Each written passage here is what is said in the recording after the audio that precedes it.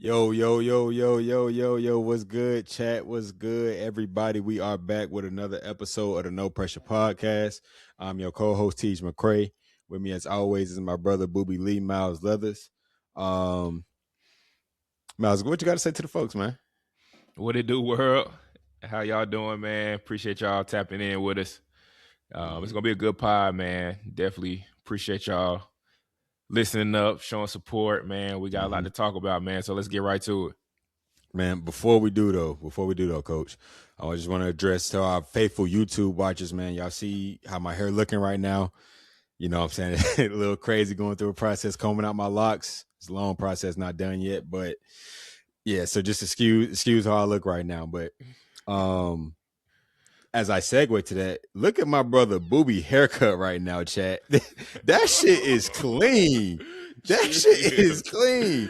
And I got hey, you look like your barber named Tone. What's your who your barber, bro? Oh, the one and only Tone. The one and only. Say no more. Tone, that's all you need to know. Hey man, hey, Tone at No Grease in Concord Mills Mall in Concord, North Carolina, man. Go check him out. Hey, if you need the proof's in the pudding, you can look at Booby. Damn near every fade I done had in my life, he gave it to me. Goddamn, he got me right for my wedding. I mean, goodness, bro. Tone, you the GOAT, bro. You the GOAT. Everybody go check him out. Yeah, man. Tone, man, he done had a faithful customer in me for a long time, man. That's my dog. Go back since high school, man. Always been solid. Always got me right for my wedding. He definitely consistent for sure, man. Always gonna give you a good product. Always gonna be good conversation too. So that's my brother, man. That's my dog. Definitely a good one, man. He a real one, man. So go shop with him. Yes, sir. Yes, sir. Well, Coach, man, hope all has been well. We got a lot of basketball to talk about, man. Let's start off with I think something that'll be a little bit more quicker, and that's the Knicks sweeping the 76ers, bro. I mean, I wasn't expecting a sweep, but bro, them game 6, game 7, man, they looked elite, bro. They really looked elite, bro. And ever since they've been playing through Cat, bro, a lot has changed. OG didn't even play last game, bro, and they didn't miss a beat, bro. I mean, what's your thoughts about the Knicks, sweeping the Sixers, bro? Man, that closeout game in particular, bro, that really kind of opened my eyes for real, just in terms of the shot making, the amount of threes that they made. It's already hard to keep Brunson from getting off. It's already hard from keeping Cat from killing. But when they making threes to go along with Cat playing well, to go along with Brunson playing well, they're hard to beat. Yep. I was really impressed with Cat too. He facilitated a lot. I think he had 10 or 11 assists in that closeout game. Yeah, he played not playing a full game. Yeah, facts. Like, that's really impressive. I always knew that he could pass the ball, but his playmaking ability, I think that just take them to another level for real. So yeah, man, they look really good. They made a lot of shots. They shot the blood out the ball. Like, bro, if they tied shoot the like NBA that, record man, with 25 threes in the game, playoff game. If they shoot the ball like that, man, it's gonna be hard to beat them, man. It's gonna be hard to beat them, no matter if it's Detroit, no matter if it's OKC, or no matter if it's San Antonio, whoever. Like, they are a championship contender for sure, especially if they're gonna play like that. Every game ain't gonna be like that, obviously, but yeah, I was really impressed, bro, for real. What about you? What was your thoughts? I mean, everything that you said, bro, to piggyback off what you said, and they defended well, bro. But like I said, just for whatever reason, man, like I just feel like Maxey disappeared in that series, bro. Like, I don't know if it's I just felt like he just wasn't aggressive with his touches, man, and that was just baffling to me, bro. He's a dynamic scorer. I was watching 520. Jeff Teague was like, not Jeff Teague, Shump's podcast. He was like, he don't want to say, that he got, locked down, but they did it. They made it they controlled his pace. Like, they didn't allow Maxey to speed up the defense or whatever, get the defense out of whack, but they were maestros as a team. And I don't know, bro, Maxey disappeared, bro. And then, with Embiid, bro, I think it got to the point to where the Knicks were like, if Embiid beats us, he beats us. We got more than they got, bro. And then, Paul George, him having 16 points in the first quarter, in game 6, I believe, and then not doing anything in the second half. Like that. I mean, I said game 6, game 3, stuff like that can't happen. And it's just I don't know, bro. It's just really out of whack, bro. But saying out to say, bro, the Knicks are really good. They look like a juggernaut. The offense flows well through Cat. Jalen Brunson is elite. Mikal Bridges is starting to score now. Josh Hart was hitting threes, being a good defender, good rebounder, but they looking really good, man. They looking really good, bro. So, very Facts. eager to see who they're gonna, play in the winner of this Pistons Cavs series. But let's segue to the other sweep. Well, before we move on, I want to ask you about Shunt Podcast. Is that something you recommend for the viewers? So I'm gonna keep it a buck, bro. Like I just tapped into it. So me taking out my locks is a long process. So like after I got done watching 520, that one just played next. So that was just the episode. But it was pretty good, bro. Shump, I respect his basketball opinion, his basketball mind. I mean, who am I to say? But you know what I mean. But like he talk a good game. And I picked that up from when he does like the stuff with the NBA and all that stuff. Like he's pretty much an analyst now. So yeah, I tapped into it, bro. It was a good episode. He's talking about the playoffs, but yeah, man, everybody, should tap it. I forgot the name of it because I said it was literally my first time watching it, but it's pretty good, bro. Yeah, I think I'm gonna tap in, man. I've always admired Shump, man. I feel like he's very articulate. I think he knows the game really well. I forgot who podcast he was on, but I just really like how he broke down how like OKC plays team defense and all 5 guys are into the ball, pressuring the ball, stabbing at the ball, trying to get steals, trying to create turnovers, and it just kind of manipulates the referee's eyes to the point where, I think it was a big thing. It was a big thing at one point in time. Everybody was saying, "Oh, all OKC do is foul. Like they just foul. Everybody foul. Caruso foul. Lou Dort foul." But he just kind of dissected like what it actually looks like from the referee's eyes. Right. Like if everybody is doing this, if everybody's doing it, like it's not a foul. If everybody's doing it, if everybody's coming with that same defensive intensity. I like how he broke that down. That's something that's always kind of stuck in my mind. Anytime I watch OKC, just all 5 guys like really hounding the ball, really making it difficult for the other team to score. So I really like how he broke that down. But one more thing before we move on. Mm-hmm. Obviously, Paul George, you biggest OKC fan I know, Paul George, he had a really good run at OKC. Like, what do you feel like is the biggest difference from, like, obviously he done got older, but at one point in time, Paul George, especially in OKC, like he was like one of the best players in the league. His first year in OKC, I agree. Yeah. Like that first year in particular, I think he finished like second or third in MVP voting. But what do you feel like the biggest difference is that Paul George versus this Paul George? I don't know, bro. If I feel like the decline happened, and it started in OKC, bro. It was with his shoulders, and I know he had like some extensive shoulder surgeries over time, bro. And I feel like he just never really like shit back. So I mean, just injuries, bro. Unfortunate. I think over time, I mean, as a shooter, the shooters are ultra important, bro. And I mean, if I had to pick anything, I would say that, but because otherwise, I mean, he dribbles well, he moves with fluidity. But I feel like his shot just not as consistent, bro. We seen flashes of it again in this last series, but your body wears down as the game progresses. Because again, he had back-to-back good first quarters. I think it was game 2 and game 3 or something like that. Where I mean, back-to-back. I'm talking about phenomenal first quarter starts and then just slow down after the fact. So maybe shoulders get tired, shoulders get stiff, harder to feel his jump shot, but. That's all I got, bro. I'm attributed to that, bro, because he still defends very well, defends at a high level. Like I said, dribbles with a high level. At a high level, I don't know, bro. His shot just inconsistent.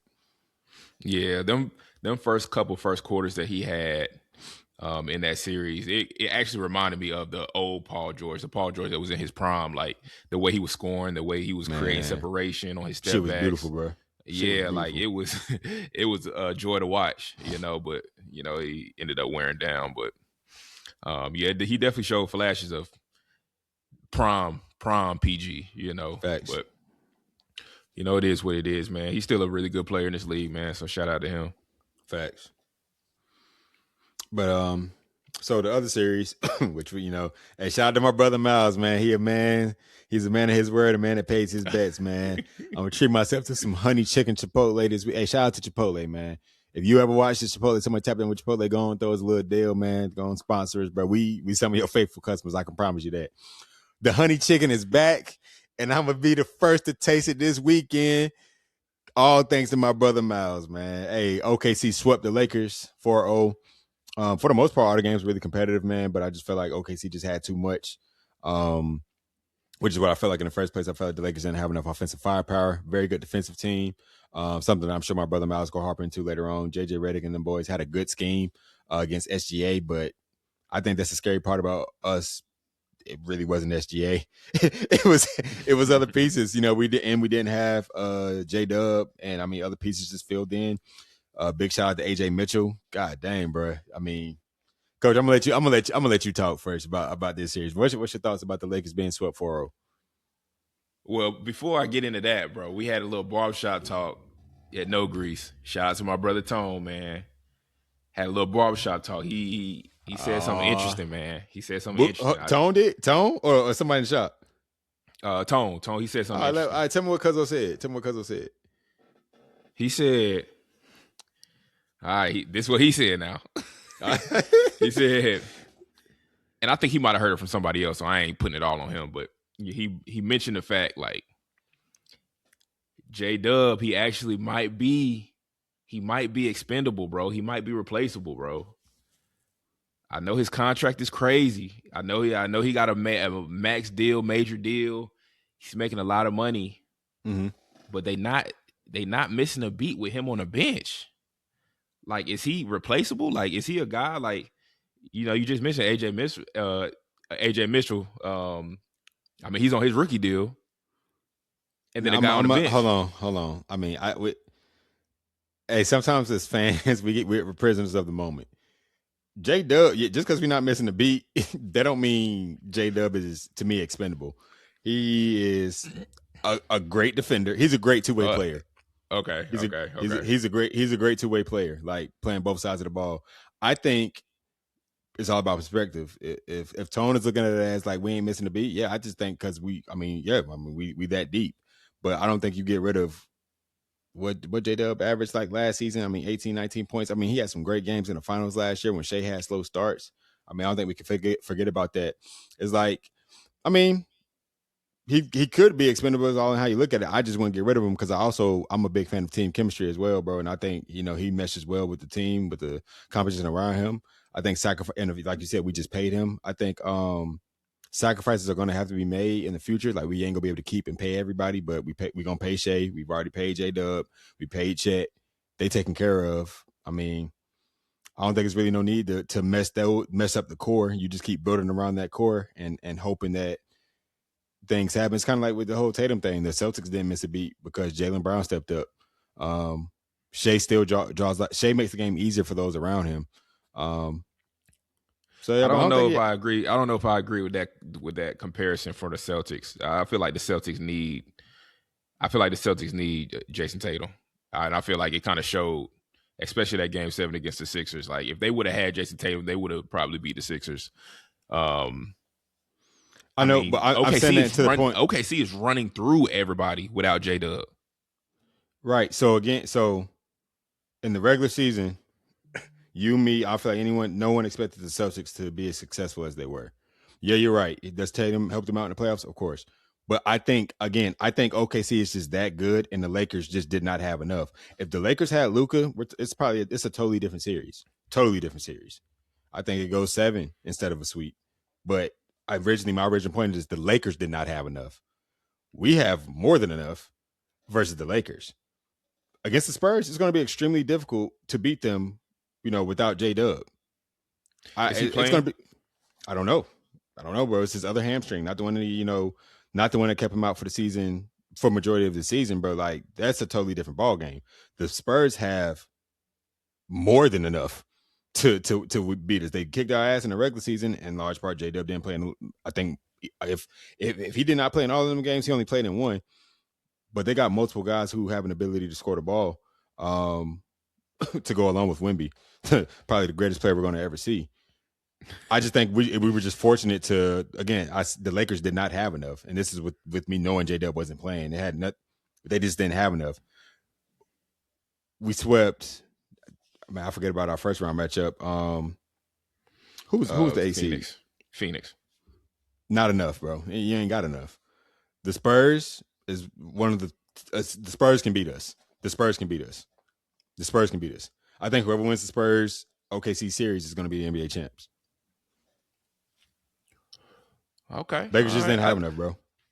Yeah, I just thought it was interesting, bro. Like, because them games were we didn't really kick their ass, bro. We just won late in the stretch. It was, I think, out of the sweep, one was like an ass kick, but like even the closeout game. I mean, when I say barely winning, like I mean we winning the games, but it's not. I really thought we was gonna be beating them by 30 damn near every game.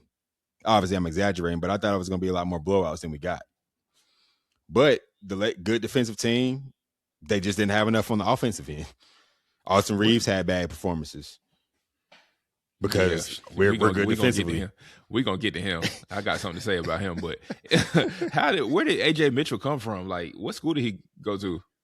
Bro, I couldn't tell you, bro, because last year it was Wiggins. Wiggins was our guy last year in the postseason that came off the bench and was good from an offensive standpoint.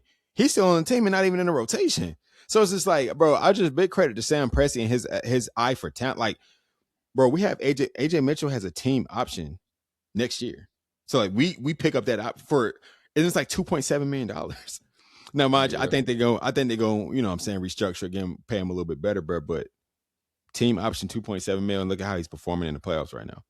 And Wiggins, like I said, Wiggins was I'm not gonna say a key piece, but had some big games and big moments in our finals run last year. And absolutely, he's not even in the rotation. So I mean, okay, see, this is one of them problems. Like it's a good problem to have. Like I think when it's all said and done, like once Hartenstein's contract is up, Hartenstein's gonna leave. I mean, he's gonna get paid. Caruso might get another big paycheck, not big, but like I'm saying, he can get get more than we would be able to pay him when his contract up because we're going to try to keep our core. So yeah, bro, I guess that's how I feel about it. Yeah. Let's get into the Lakers, man. Let's get into LeBron. Let's get into AR, man. Let's get into all those guys, man. First and foremost, I want to shout out LeBron. Like, I feel like he had a good season. I know it didn't end like how he wanted to, got swept by OKC, but he had a good season, man, especially at his age, this late in his career. I feel like he had the totality of his season was pretty good. I think he made a point of being the third option. He's never done that ever in his career. Facts. I think he thrived in that role. Then once Luka went out, kind of had to step back into that number one option role, and I think he did that really well. Led the Lakers to a win over the Rockets. Got them boys up out of there, and he played really well. Had some really clutch shots, really big time moments in that series. So, like you said, man, OKC was just a little too much for them. But overall, man, I think he had a really good year.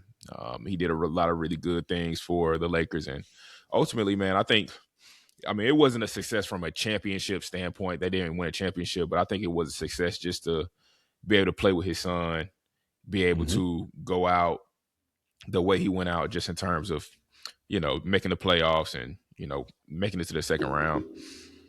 I feel like you got to respect that. I think you got to respect that. I think you got to show that some love. I want to talk about AR.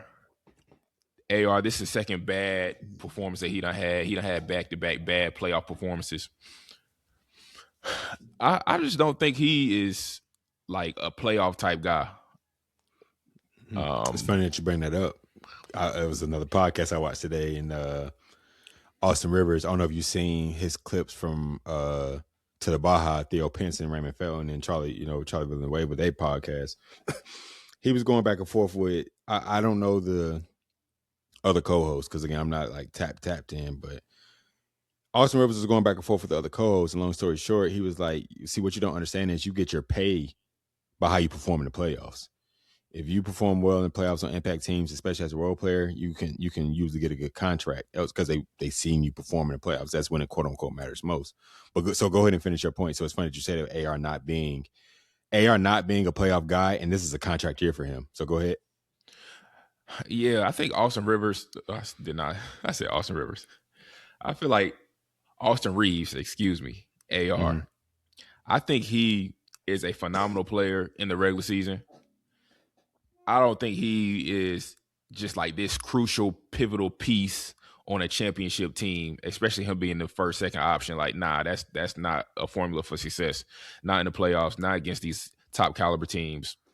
He not built like that. Like he's a third, fourth option on a really good team, in my opinion. Mm-hmm. Mm-hmm. He's a guy who can shoot the ball, he can stretch the floor. But I mean, man, they had OKC had him in a straitjacket. He couldn't get nothing, couldn't get to the rim, couldn't get past nobody, couldn't finish over anybody. Um, he looked uncomfortable. Mm-hmm. Didn't really look like like a true ball handler, in my opinion. You know, all respect to him. You know, I ain't shitting on him or nothing like that, bro. But he looked really bad last year versus TWolves. They made him look really bad. Jaden McDaniels was in his pocket. Ant was in his pocket. He looked really So let bad me ask last you year. this, bro. You're naming us in Minnesota last year. Very good defensive teams. And I think to your point, in the playoffs, teams lock in. You definitely a heavy piece of the scout. So do you think if Luka plays, if he's healthy, that makes the game easier for? Because does that make AR the third option behind Luka and Bron, or does that make AR the second option after Luka, like they were in the regular season when they I all three think played? to answer your question, I think it does help him out because he doesn't have to handle the ball as much because Luka is the primary ball handler anytime he's on the floor. Um, whether if he's the second option or the third option, I think with him having the ball in his hand is making up all the plays. That's not his strength against teams like that. That's not his strength against teams that can really sit down and guard you and keep you out of the paint and bother the ball and really make it uncomfortable for you. He's not comfortable I don't feel like he's comfortable in those scenarios. Luka, he's comfortable with that. I think he's comfortable having the ball in his hands. He's comfortable making plays. So I think that would have benefited AR for sure. But at the same time, back to back bad playoff performances against, good teams. All due respect, like he's still cold, don't get me wrong, but I'm not picking him as like this primary ball handler for a championship team, a team that's going to compete for a championship. That's not a good formula in my opinion. And he doesn't guard the ball well either. It was times where OKC was picking on him. AJ Mitchell was picking on him. You know what I'm saying? Like it was some point in times where the offensive assignment was to attack him. Yep. Fine. I do Bring him here. I don't like players like that. You can't rely on players like that if you want to win a championship. So, like I said, I think the whole series, the whole series is different if Luka plays. The whole series is different. Everything looked different, but yeah. And then too, I ain't mad at you, bro. And then he was doing a lot of crying too. Like I forgot what game it was where after the game, like the whole Lakers team huddled up around the refs, like, bro, get out of here. They was in your pocket. They was in your pocket. That's what it was. My thing is, I was critical to refs, game one. Like I said, bro, because I'm not blaming OKC about the refs calling fouls. Like, I mean, if the refs don't have to call them if they feel like it's a foul, the refs gonna call it. So, like, who's to blame? The players. It's not a pickup game where you're calling your own fouls. That's number one. And then number two is just like, on the other end, I truly feel like, to Shump's point that you alluded to earlier, we're such a good defensive team that it's physical, in your face, all that, and it's hard for teams to adjust to that. So I'm getting fouled. Like, I mean, it's playoff basketball, the intensity is going to increase, and maybe you're just getting locked up. Like, we're just playing good defense for the most part. You know what I'm saying? Again, I know there are moments in which the whistle is skewed, but I think game 3, which we won in a pretty decent fashion, they shot more free throws than we did. So it's like let's not make this about the free throws. Let's not do that. Like, y'all just didn't have enough. And then AR, like I said, bro, like, to your point, you just getting locked up, bro. We got multiple defenders we could throw at you, bro. Like, whether it's Lou Dort picking up full court, whether it's Case and Wallace, whether it's uh, Shea in certain situations. Whether it's, I mean, I can, you know what I'm saying? The Alex Caruso, the list goes on, bro. Like, we got defenders. So I ain't mad at none that you said, bro, about AR. I think he'll probably still get. So let me ask you this: does he leave LA? Nah, he don't leave LA. I don't feel like he leave LA. I think he got too much. Like, I feel like he got too much stardom. He got too much star power in LA. Like, Yeah, he LA clouded. still like a major market. It's a lot of opportunity in LA.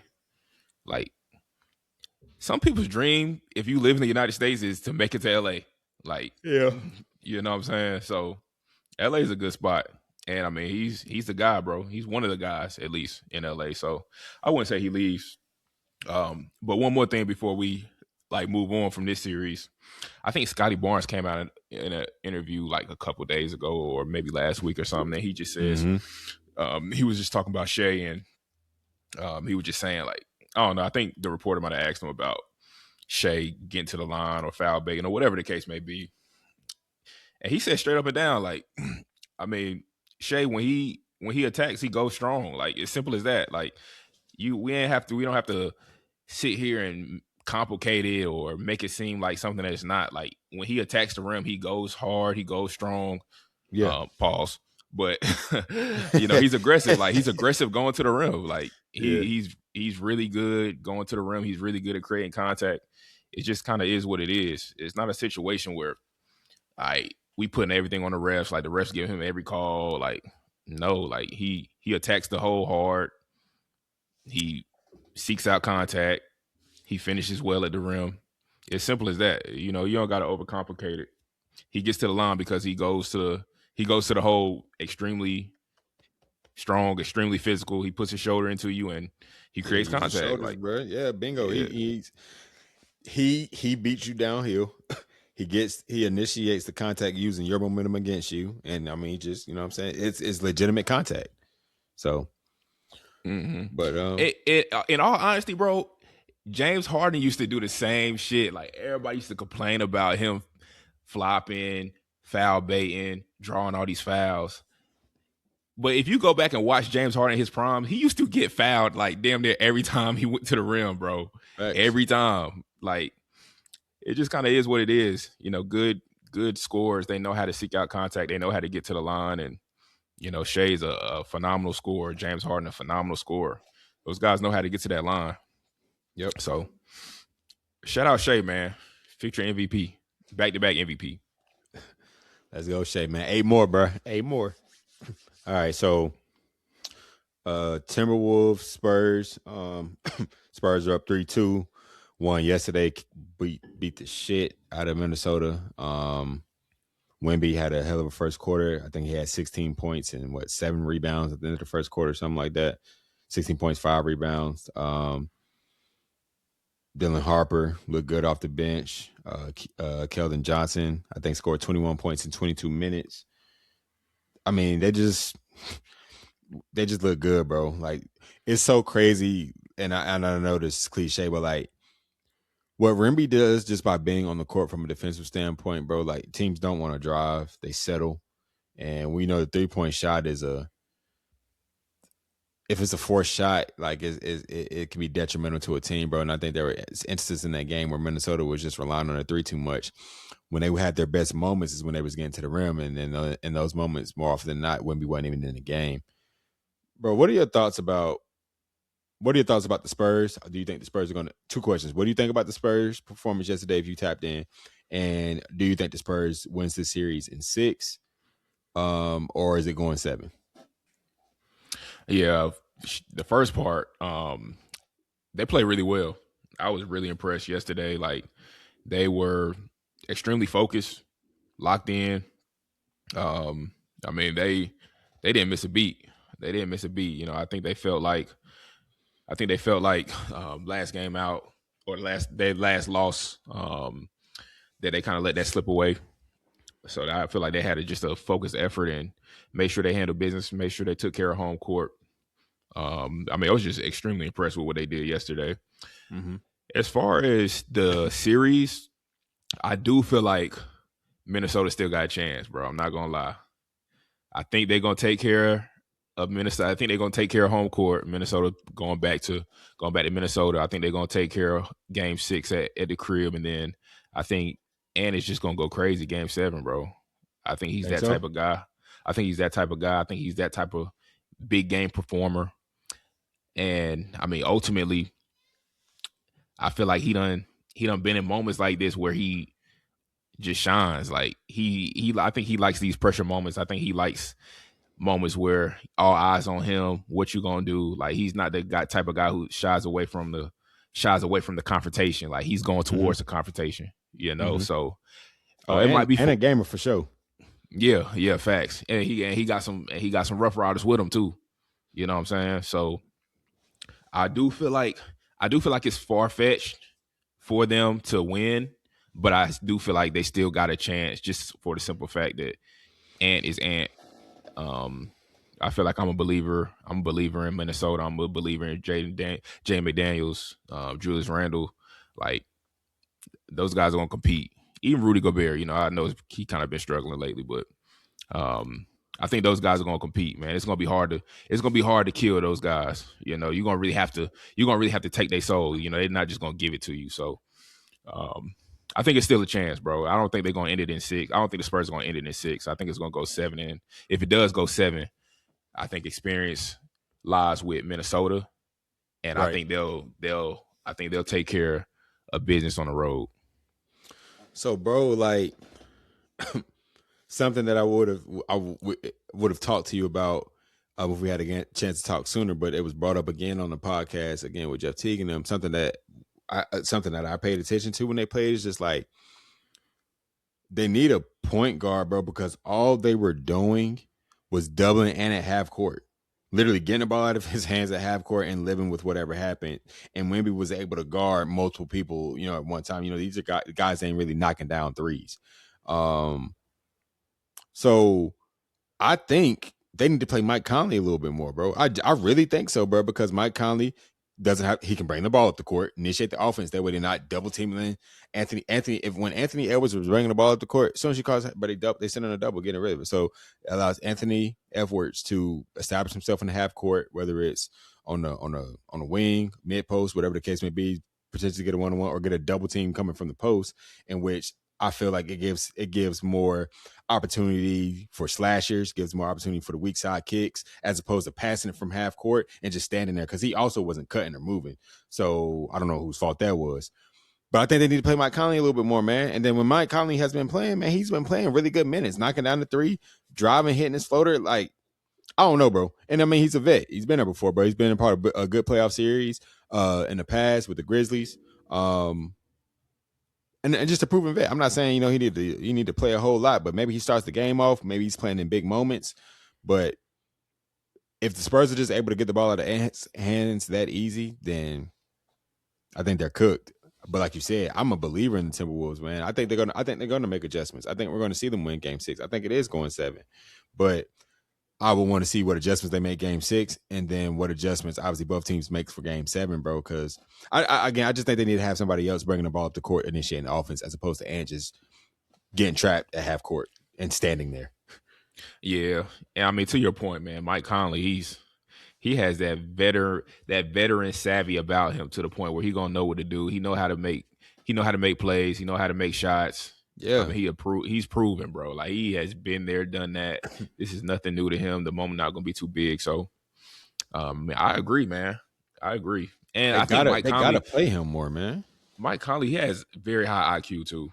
Very high. That's why he's still playing. Like, that's why he's, you know what I'm saying? Like, he's on the roster. But again, in the moments that he's played in this series, bro, he's hit his threes. He's been doing what he's supposed to do, bro. But I don't know, bro. But I think it's defensively too, though. I think that's where it is. Like, he had a point in his career where it's kind of hard for him to stay in front of these young, fast, athletic guys.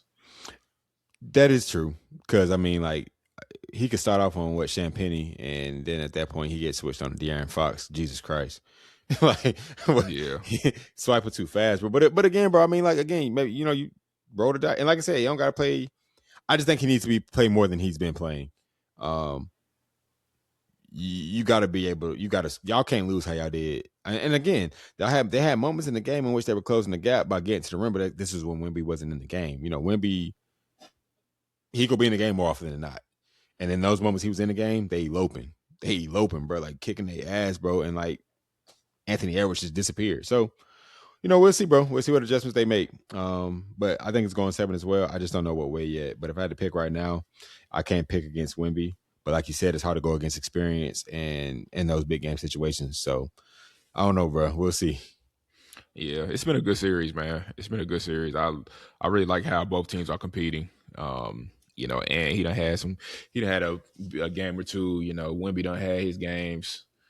I've really been impressed with Dylan Harper. I didn't know he was that good. Like he's looking really comfortable out there.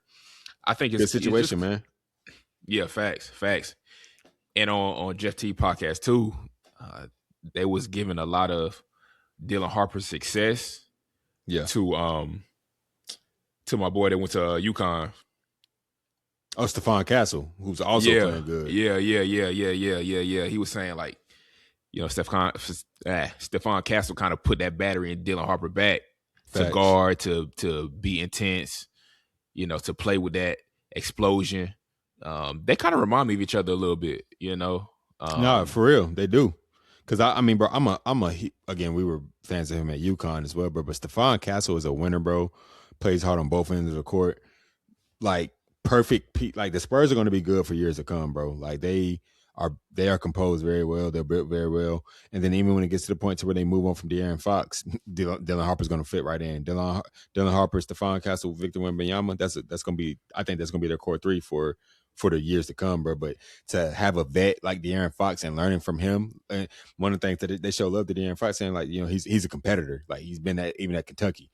We've seen that. You know, he was a competitor in Sacramento. So it's like, you know what you're getting out of De'Aaron Fox, and to have these two young guys learning from him or seeing how he approaches the game every day. And then obviously having the motivation of playing with Victor Wembanyama, like, you know, that's going to naturally make you want to play better and whatnot. So Spurs lit, bro. Spurs lit, man. Shout out to my boy Philly. I told him I'm gonna see him soon, so hopefully that's the case, man. We get the Spurs and OKC in the Western Conference Finals. Shit, we might have to get my boy Philly on the pod, man. For sure. It's a lot of people Spurs fan. A true Spurs fan. I'll give him that. Like literally since day one, like known Cuzzo since 6th grade. Spurs fan through and through. So yeah, bro. Like I said, I would love on the conference finals. You know, we can have maybe some guests. I definitely want to get Jeezy on there. You know, one of the biggest Knicks fans we know. Like you said, if the Spurs do it, get in Philly. But yeah, bro, man, we got some guys that we got to get on here for sure, bro. Yeah, facts. I remember back in the day, I used to ask Philly who his favorite team was. He used to say the Spurs. I'm like, the Spurs. Nobody liked the Spurs, bro. Nobody. Only him, bro. Like we respected the Spurs, but because they played Spurs basketball, they played like that basketball that we, I guess, want to see more of now. But that, you know, when people said Spurs basketball growing up, bro, we all knew what that meant, bro. Everybody touching the ball movement, whatever the case may be. But like this is back when like the Spurs was considered boring basketball. It was efficient basketball. Yeah, bro. Like, bro, you like a fan of that? You really like the Spurs? Are you joking? But that's like when Matt. I think he was there, but we was clowning Matt, bro, because he was like, he would show his son Tim Duncan highlights. We was like, bro, you are not going to show your son Tim Duncan highlights, bro. Stop lying, bro. You're not going to be like, hey, your son, sit down and watch Tim. You're going to tell him about Tim Duncan, how good he was, but you're not about to watch the big fundamental. Like, you're not about to watch. You're not about to pull up them highlights for your son, bro. I still think Matt was capping to this day, bro. So he was. He is capper. Yeah, but it just goes back to the whole Spurs thing, bro. Yeah, hey, Philly, shout out to your boys, man, bro. And bro, Cuzzo got to go to a home Spurs game this year, bro. So that was, I know that was lit, man. I got to get out to Oklahoma City, bro. I want to experience that. Philly, you motivated me, bro. Shit, you might have to go to a finals game. Whew, not happening. Not right now. Gas for them planes, but tickets, bro, man, hell no. Can't even do it right now, bro. Maybe in the future, bro. It's on the bucket list. Shit, I'm sure they'll be there. And then last series going on right now, game 5, Pistons, Cavs. I'll be the first. Look, James Harden played good. They were down 0-2. He played good at home. I really don't know how he's doing in it. Well, he just hit a three. He What's the score? is 59. He has 16 points. He's 5 for 9 from the field, 2 for 5 from 3. It's 59-62 with 9 minutes to go in the third quarter. So he's having a pretty decent game so far, bro. I would consider this a big game, so we'll see how it goes. But my criticisms were him and were in big games, specifically elimination games, game sevens. This is not an elimination game, but it is a swing game. So, but I do want to give him his props. He played very well. Donovan Mitchell, God dang, bro, the way he closed out the second half, having 4 points, ending with 43, having 39 in the second half, tying the NBA playoff record.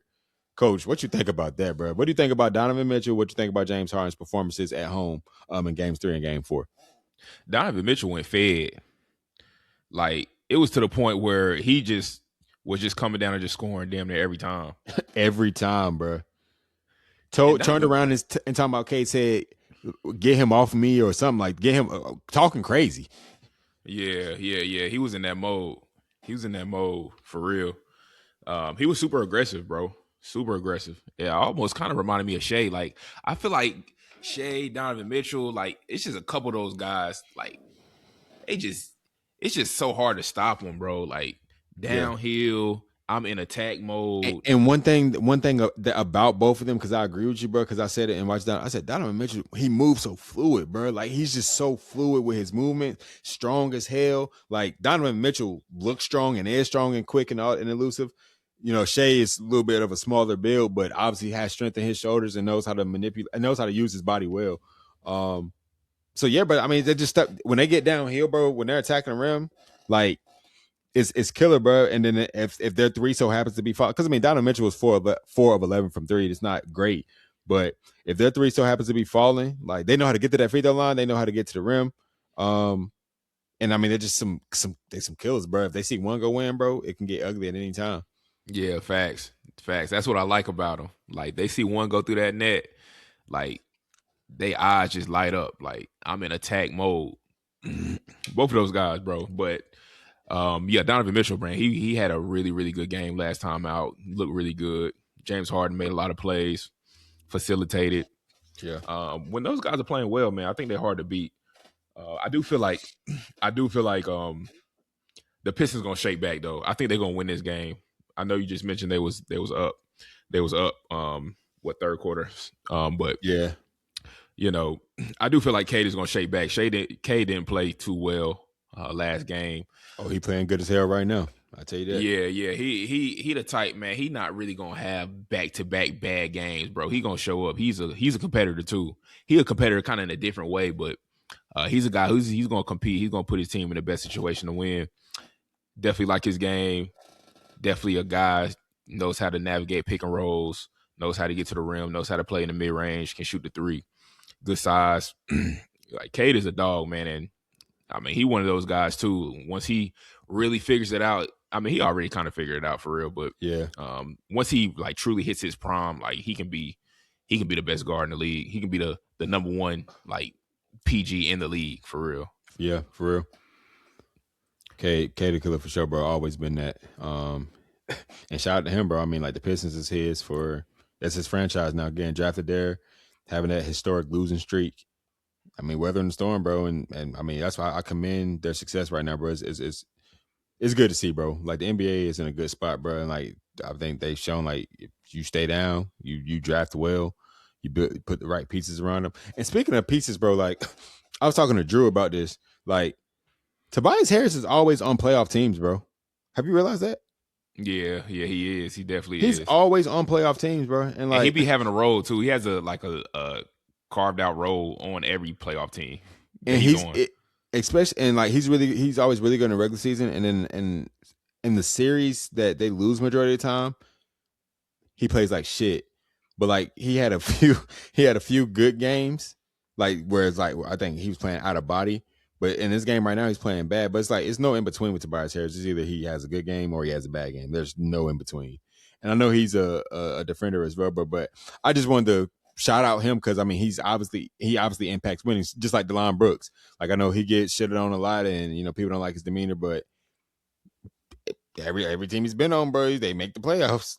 You know, I think that's important. That's what gets you paid. Like if you're a consistent Kelly Oubre, with the exceptions of his year with the Hornets, Kelly Oubre is usually on playoff teams. I do not like Kelly Oubre. I know, bro. I feel you. I'm not a fan. I mean, I ain't, but he impacts winning. he does, bro. Yeah, nah, you can't even take it away from him.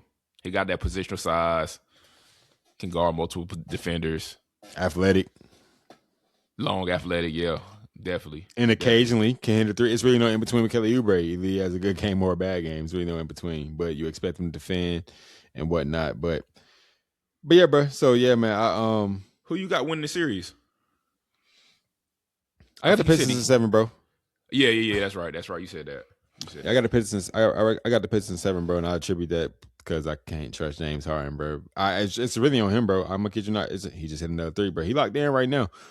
But again, an elimination game, bro, shit just get different with, bro. I rock with James Harden, bro, but I gotta go with what I see, man. I gotta go with what I see, and because I got Cavs in 7.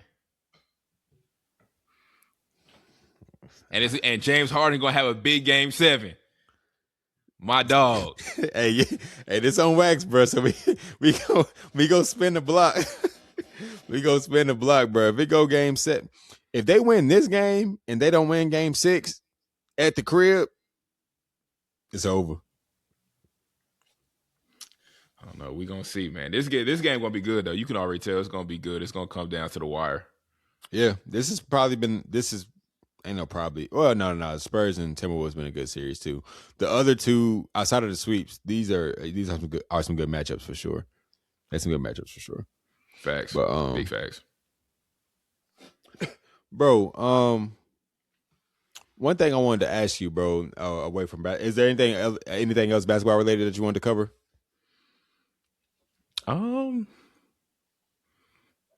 Nah, you know. Think about. Nah, we good. I was about to say something about the draft combine, but I haven't even really been tapped into it for real. I've just been seeing highlights and little stats. I think that shit is overrated, bro. I think it's overrated, bro. I don't like. I'm pretty sure y'all don't watch an abundance of film about what these players can do. Like, you're not about to change my mind just because, especially over some how fast you shuttle drill, how high you can jump. I mean, I can see how high you can jump. I fucking see. I see it. I seen it. I don't gotta, like, you know what I'm saying? That stuff. That's like when Cohen Carr, like, from Michigan State. We know he can jump out the gym. I don't care about his vertical test numbers. I don't care about that. If I want to know how tall they are, I can measure them. I can measure them myself. Like, I just, like, it's just overrated. Now, if they out there checking ball, like scrimmaging, doing stuff like that, that's totally different. But again, you just watch an abundance of film of them in college. But I guess the difference is now you're playing other, like, talent, I guess, of the equal level, because these are all NBA draft prospects. So seeing how you mesh, seeing how you perform, seeing what improvements you've made since the season's ended, whatnot. But I'm just not a fan of, like, and that's the NFL combine too. I guess I understand the NFL combine a little bit more, but again, like, I'm a firm believer in what the eye sees. Like, if you're watching, you can see everything you need to know. I think that's where the whole eye for talent is. We can get miscued by, like, oh damn, this guy's fast, or this guy could jump high. Okay, but, like, is he impacting winning? Like, it's other stuff that factors into, like, what you can do behind what a clock, or how high you can jump. I don't know, bro, but that's just me. I feel you. I definitely feel you. I feel like that's a really good way of putting it. I definitely agree with you in terms of, like, I feel like the NFL combine is slightly more important than, like, the NBA combine. Slightly, because I mean, you still watch. Yeah. Like, at the end of the day, you can watch film of NFL players, NBA players, college players trying to go to the NFL, college players trying to go to the NBA. Obviously, with the NFL combine, just seeing a 40-yard dash. I mean, it's important, but at the same time, like, it's not the end all be all. How many times you can rep 225? It's important, but it's not the end all be all. You know what I'm saying? Like, a lot of that stuff is not super important, but I can see why it's a little bit more important to the NFL versus the NBA. So, I definitely feel you. I definitely see where you're coming from.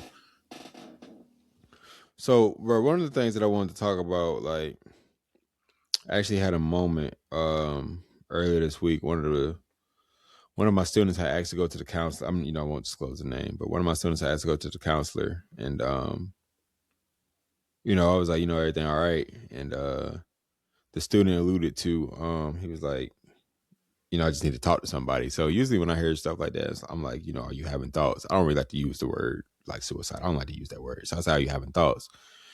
And he was like, yeah, man, I am.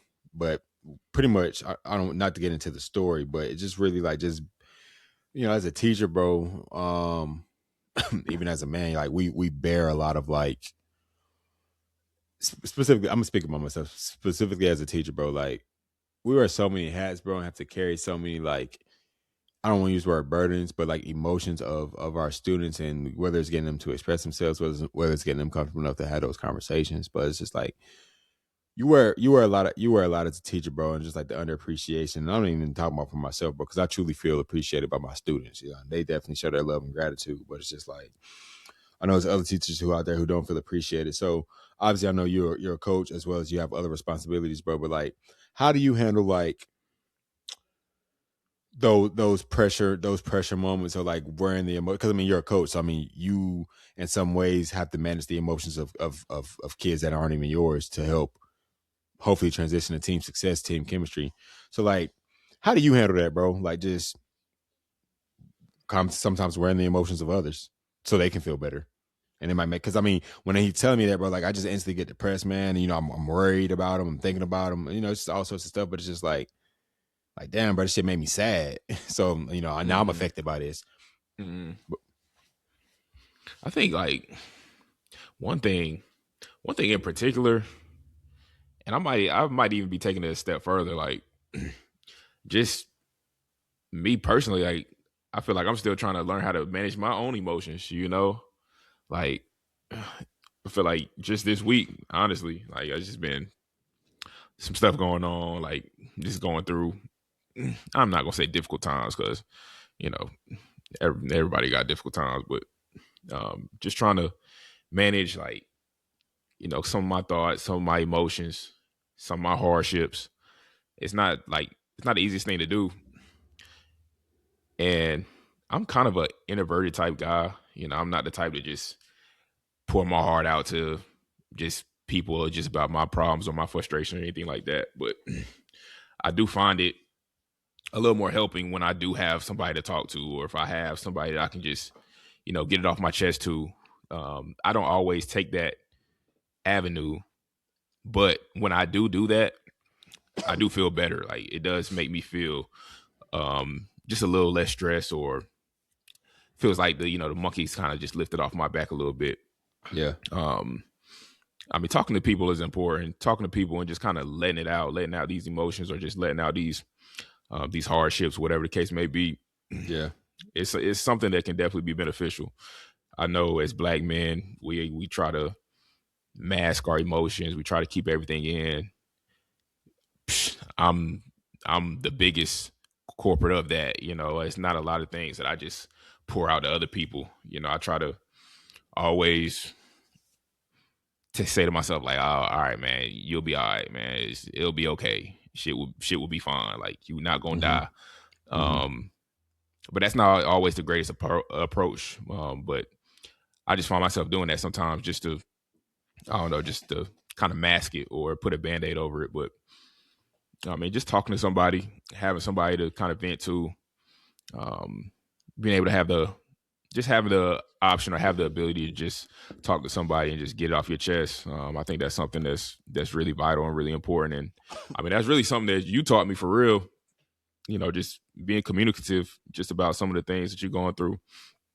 Um, I feel like I've been doing that a little bit more lately, but like I said, like as a Black man, I was taught, you'll be all right. Suck that shit up. You know what I'm saying? Pause. Whoa. Yeah, but that was crazy, but go ahead. but nah, like that's really like I really feel like that's how I was brought up. So I'm still learning how to kind of manage it a little bit, but at the same time, I'm trying to I'm I'm going from one end of the spectrum to the other. I'm going from one end of the Right. spectrum, all right, you know, you'll be all right, Mm-hmm. you know, versus the other end of the spectrum, all right, talk to somebody, Mm-hmm. communicate with somebody, you know, just kind of let it out a little bit, let your emotions out a little bit. And you know, I've seen the benefits of both. So I've seen the pros of both. So I've seen the cons of both. So it's kind of my thoughts about it. Hey, What bro. about you though? I mean, I really don't know, bro. It just depends, bro. Like I've kind of got to the point now to where I know that's what comes with the job, whether it's coaching or teaching. Um, and I think that's one of the most important qualities to have is, I mean, managing emotions. I think that's a huge part of classroom success, student success, team success. And managing, you know, it could be, you know, certain situations where it's like talking about it is one thing, or it might not be the right time to talk about it because you might talk with anger. You know, sometimes, you know, you pick and choose your battles. So sometimes holding that stuff in is good. You know, it's something, you know, practicing in your marriage. Like you ain't about to argue about every little thing. So some stuff you just Facts. you just take that shit and just know that today it ain't gonna be that important. Some shit you gonna bring up. So like you said, there's benefits in both. But I guess it's just like you want, you know, then I always go back to my boys, bro, my kids. Like I just want them to be comfortable to talk to me about any and everything. Especially when shit is tough because, you know, we've been there before. So maybe you can learn from something. Or maybe you just need an ear, but knowing that I'm gonna care no matter what, because, you know, you my seed and I'm always gonna be here for you, you know what I'm saying, right or wrong. So I think that's just what's most important to me, man. Like I just pray that my kids are comfortable in talking to me and talking to Ashley about any and everything, bro. Like that's stuff that I don't want to say worry about, but I mean I just pray about. So I just hope that's the case. So let me ask you this: you know, as a father, obviously, like you just alluded to, you know, you want your boys to be comfortable bringing up any situation to you. Do you ever worry about, all right, it's a fine line between, all right, you need to have some mental toughness about you. I feel like on one hand it's mental toughness, on one hand it's, you know, mental fortitude, being able to push through adversity, stuff like that. And versus the other hand, like I said before, like really open it up about everything, you know, like really pouring out your feelings to somebody, in this case you. Like you feel like it's like a fine line that you got to walk, or do you feel like it's more so like, all right, son, you can come to me for anything, like I don't care what it is? I And do mean, you yeah, feel like it's a whatever. right or wrong? Like, do you feel like it's a right or wrong? Nah, Like, do you like feel so like I it's a think right way, or you feel like it's a wrong way? I don't think there is no right or wrong way to talk to me as their dad. However they feel the need to get it off their chest. But to answer your question, like that's for them to figure out, I guess, what they feel like they want to talk to me about. Like, but if it's something where it's like, let's say hypothetically speaking, it could be something sports related. Like, you know, I ain't been playing good, whatever. I don't know, bro. And I could, like, hey, bro, well, what you gonna do about it? You got to work hard. I think it's just how. I think the most important thing is them expressing themselves, and then what happens after. Like, it could lead with like, all right, Dad, what do you think I should do, or how do you feel about that, or you know, my son. It's gonna be certain situations where I'm like, son, hey, you crying over nothing, like in my opinion, or I feel like you should approach this in this situation. Like I'm not going to be a yes man. I'm hopeful that we're able to talk through whatever, whether it's good, whether it's bad, whether hey I'm disappointed in you or hey I'm proud of you. Just whatever they're opening up to me about, I just say how I feel about it. Because like I said, there's some things where that are going to affect cash, affect chosen, where they're gonna have to look deep down inside and be like, it's not that big of a deal. I'm gonna be okay tomorrow, and I really need to talk to my dad about it. Like it's just whatever the stuff that's dwelling on them, like bringing them down or bringing them joy. Those are things they want to express and talk to me about. And I hope they seek my advice. I know naturally they'll get advice from us as parents, you know, because we want them to learn from our mistakes. But I'll pray my kids seek my advice. They seek what I got to say. They want to hear my thoughts about stuff. Um, that's what I'm praying. I don't think it's no right or wrong way to go about that. Like, as long as they talking to me, that's the most important thing to me. That's real. That's real. That's really real. But yeah, man.